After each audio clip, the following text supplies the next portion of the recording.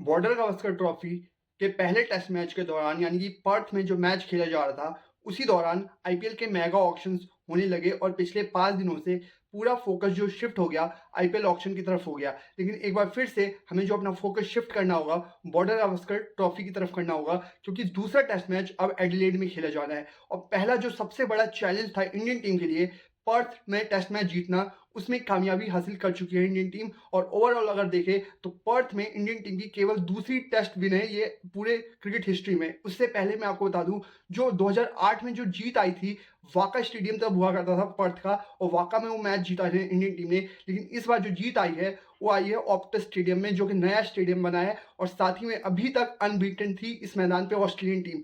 पहली ever team बनी है इंडियन टीम जिन्होंने ऑस्ट्रेलिया को ऑप्टस स्टेडियम में कोई टेस्ट मैच हराया हो। ऑस्ट्रेलिया इस मैदान पे अभी तक 5 टेस्ट मैचेस खेला था और पांचों के पांचों वो लगभग 4 जीत चुके थे और 5वां मैच इंडियन टीम ने उन्हें हराया है।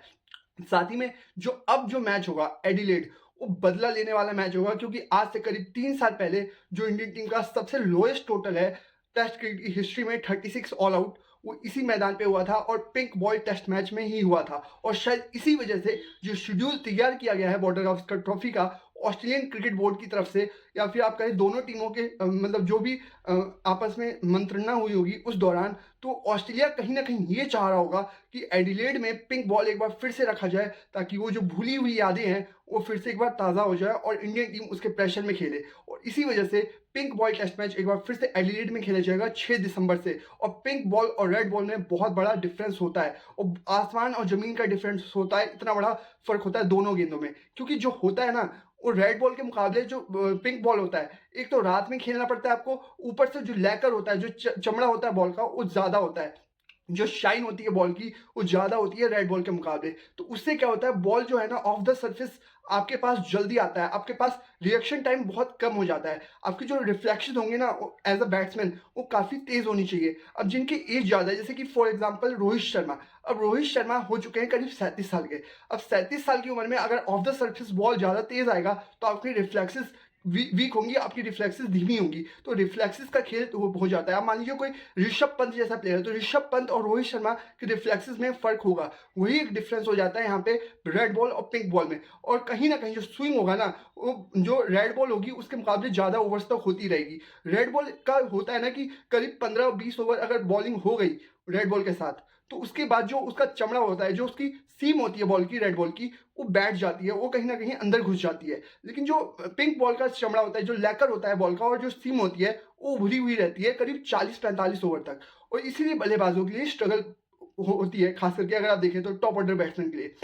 अगर आपने 45-50 ओवर बैटिंग कर ली पिंक बॉल के साथ तो आपको आसानी होगी। लेकिन अगर आप मान लीजिए पहले 10-15 ओवर में अगर 3-4 विकेट गंवा देते हैं, तो वहां पे आपके लिए स्ट्रगल हो जाएगा।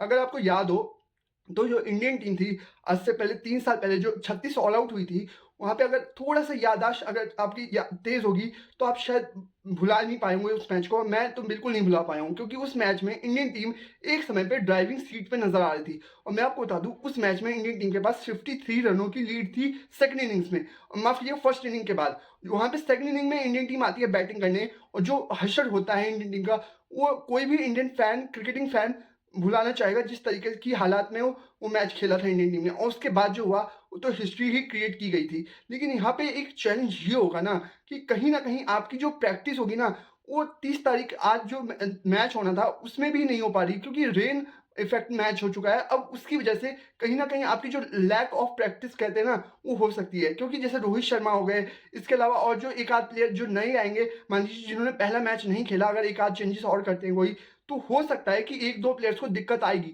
क्योंकि एकदम से उस एटमॉस्फेयर में अपने आप को ढालना, अपने आप को अप्लाई करना इतना आसान नहीं होगा किसी के लिए भी। और साथ ही में अगर आप देखें तो ऑस्ट्रेलिया बाउंस बैक करने के लिए जाना जाता है, और बाउंस बैक करेंगे भी। क्योंकि आपके लिए जो सबसे बड़ा चैलेंज होने वाला है ना, वो ये होने वाला है कि अब आपकी जो बैटिंग होगी उसका असली इम्तिहान अब स्टार्ट होगा। क्योंकि पहला मैच कहीं न कहीं आपकी बैटिंग के हावी हो गई उनकी गेंदबाजी के ऊपर। लेकिन इतने भी बुरे गेंदबाज नहीं थे उनके पास जितने वो बुरे लगे हैं पहले मैच में। और कहीं न कहीं वो जो सोच होगी ना ऑस्ट्रेलियन टीम की, वो जो माइंडसेट होगा वो शायद अब बदलेगा और ये ऑस्ट्रेलिया ज़रूर सोचेगी कि हम किस तरीके की पिच दें। ऐसा ना हो कि आपको हाथी के दाँत खाने के कुछ और दिखाने के कुछ और। वो जो कहावत होती है ना, उससे बच के रहना होगा कि कहीं ऐसा ना हो कि ऑस्ट्रेलिया आपको ये दिखाए कि बैटिंग के लिए अच्छी पिच है और टॉस कहीं आपने जीता और मान लीजिए पहले बैटिंग की, उसमें अगर कोलैप्स होता है, तो हम देख चुके हैं कि कितने कोलैप्सेस आजकल टेस्ट मैचेस में हो रहे हैं। अभी इंडियन टीम माफ़ कीजिए 36 ऑल आउट 3 साल पहले हुई थी, उससे पहले 46 ऑल आउट हुई अभी अपने घर पे। अगर आप देखें हाल फिलहाल में श्रीलंका और साउथ अफ्रीका का मैच चल रहा था डरबन में साउथ अफ्रीकन टीम ने श्रीलंकन टीम को 42 रनों पे ऑल आउट कर दिया। तो इतने सारे कोलैप्सेस होते हैं ना फर्स्ट इनिंग्स में आजकल टेस्ट मैचेस में कि डर लगता है ओवरसीज कंडीशंस में कि जहां पे हम अपने घर में मात खा चुके हैं अपनी कंडीशंस में, जहां पे हम 46 ऑल आउट हो चुके हैं, तो यहाँ पे ऐसा ना हो कि हाथी के दांत दिखाने की कुछ और खाने की कुछ और, ऑस्ट्रेलिया कुछ और ही दिखाए। और ये माइंड गेम ऑस्ट्रेलियंस अच्छे से खेलना जानते हैं और खासकर कि पहला टेस्ट मैच हारने के बाद। तो आपको बच के रहना होगा, पूरी तरीके से सतर्क रहना होगा कि हमें क्या करना है। अगर आपको थोड़ा-सा भी डाउट है ना कि हमें टॉस जीत के पहले बॉलिंग करवानी चाहिए, हालाँकि टेस्ट मैचेज़ में आप चाहते हैं, प्रेफ़र करते हैं कि पहले बैटिंग करें। लेकिन अगर आपको थोड़ा-सा भी डाउट है मन में कि बैटिंग के लिए पिच हो सकता है कि डाउटफुल लग रहा है, तो आप बॉलिंग कर लीजिए, उसमें कोई दिक्कत नहीं है। लेकिन ऐसा ना हो कि आप बैटिंग करके खुद के पैर पे कुल्हाड़ी मार लें टॉस जीतने के बाद। तो ये चीज़ें से हमें बचना होगा और जिस तरीके की कप्तानी जसप्रीत बुमराह ने पहले मैच में की है, वो वाक़ई में दिखाता है कि कहीं न कहीं जो कप्तानी का ऑप्शंस है वो टीम में काफ़ी ज़्यादा है। तो रोहित शर्मा के ऊपर इस बात का एक अलग प्रेशर रहेगा कि जसप्रीत बुमराह की कप्तानी में जो कि एक रिप्लेसमेंट के तौर पे कप्तानी कर रहे थे रोहित शर्मा की, तो उन्होंने जीत हासिल की है, वो भी टफ मैदान पे, वो भी टफ चैलेंज था उनके सामने, पर्थ जैसा मैदान। तो अब रोहित शर्मा का इम्तिहान यहाँ से स्टार्ट होगा, उनका टेस्ट यहाँ से स्टार्ट होगा as a captain, as a batsman कि वो किस तरीके की कप्तानी करते हैं और किस तरीके से इस टीम को चलाते हैं। क्योंकि अब जो मोराल होगा ना टीम का वो काफ़ी अप होगा। और ये चीज़ टीम को पता है कि हमें कम से कम 4 मैचेस जो अभी बाकी रह गए हैं, 1 मैच हटा के, जो हम जीत चुके हैं, तो 4 में से कम हमें 3 जीतने हैं। अब 3 जीतने के लिए अगर आपने अगला जीत लिया ना, तो आपके लिए राहें आसान हो जाएँगी और काफ़ी टीमें नीचे से भी पुश कर रही हैं। जैसे कि अभी 2 टेस्ट मैचेस और चल रहे हैं, एक श्रीलंका, साउथ अफ्रीका और एक इंग्लैंड, न्यूज़ीलैंड। अब न्यूज़ीलैंड को तीनों मैचेस हराने होंगे, इंग्लैंड को अगर उनको खेलना है डब्ल्यूटीसी का फाइनल, कोई भी चांस देना है अपने आप को तो। और साउथ अफ्रीका को के लिए राहें सबसे आसान लग रही हैं क्योंकि उन्हें 2 सब कॉन्टिनेंट की कंट्रीज़ के साथ अपने घर पे खेलना है, तो वो हरा सकते हैं। तो वहाँ पे भी नज़र आ रहा है कि श्रीलंका हारती हुई नज़र आ रही है। तो अब आपको ये देखना होगा कि कम से कम आपको 3 तो जीतने ही हैं, अगर डब्ल्यूटीसी का फाइनल खेलना है तो।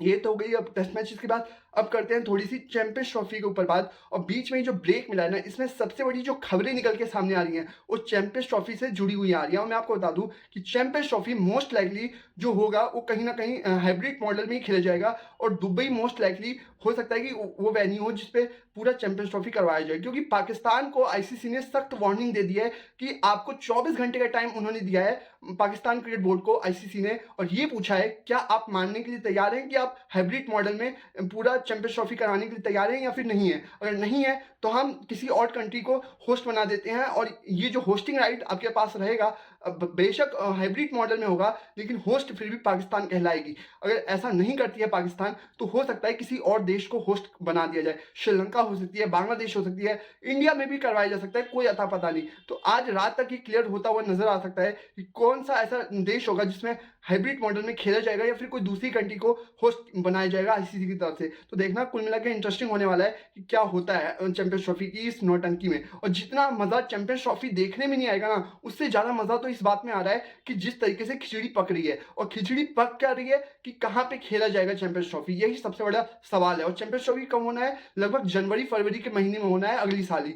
तो इसके लिए तैयारियां भी तो करनी होगी। अगर आपने किसी और कंट्री को होस्ट बना दिया तो वो कंट्री इतनी जल्दी तैयारी कैसे कर पाएगी? और पाकिस्तान से तैयारी हो नहीं रही है क्योंकि उनके पास फंड नहीं है। फंड नहीं होगा तो आप पैसा कहाँ से लगाएंगे? पैसा है ही नहीं आपके पास, तो आप जो स्टेडियम्स तैयार करने की बात रही वो कैसे कर लेंगे? और जहाँ पे मैचेस ही नहीं खेले जा रहे इतने सालों से, उन स्टेडियम्स के हालात क्या होंगे? क्या वो इंटरनेशनल क्रिकेट खेलने लायक स्टेडियम्स होंगे? मेरे को तो नहीं लगता। अब देखना होगा कि क्या होता है। मेरे हिसाब से तो दुबई और अबू धाबी में करवा लेना चाहिए।